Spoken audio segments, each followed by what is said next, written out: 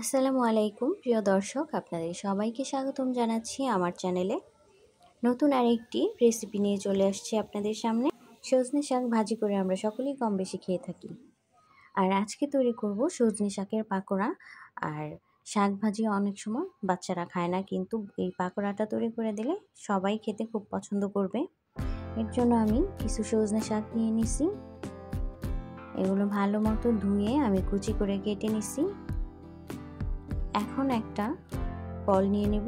এই বলের মধ্যে নিয়ে নিব কুচি করে কেটে রাখা সজনা শাক।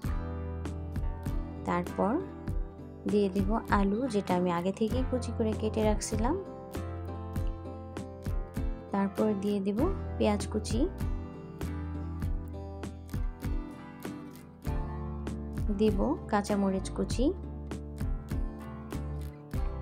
তারপর দিব আদা রসুন বাটা,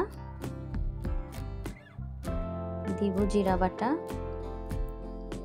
তারপর লাগবে স্বাদ মতো লবণ,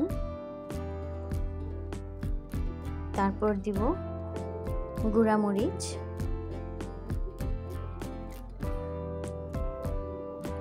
দিব হলুদের গুঁড়া, তারপর দিব চাট মশলা। চাট মশলা দেওয়ার জন্য এটার স্বাদ অনেকটাই বেড়ে যাবে। তারপর দিব 1 মুঠ বেসন, দিব একটা ডিম।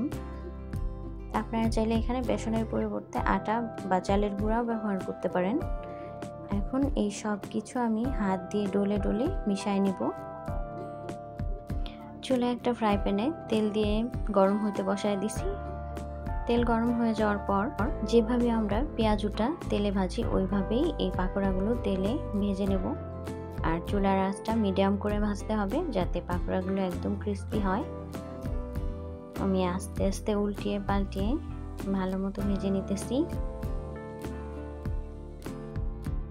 মাশাআল্লাহ, কত সুন্দর কালার চলে আসছে পাকোড়াতে। পাকোড়াগুলো হয়ে গেছে, আমি এখন উঠায় নিব। আর আপনারাও এভাবে তৈরি করে আপনাদের ছেলে মেয়েদের দিবেন, কারণ বাচ্চারা অনেক সময় শাক পছন্দ করে না, খেতে চায় না, জোর করে খাওয়াতে হয়। আর সজনা শাকের উপকারিতা তো আমরা সবাই জানি। আমার বাচ্চারা তো একদম খুশি মনে এই পাকোড়াগুলো খেয়ে নিছে। আমার ভিডিওটা ভালো লাগলে প্লিজ আমার চ্যানেলটা সাবস্ক্রাইব করে আমার পাশে থাকবেন।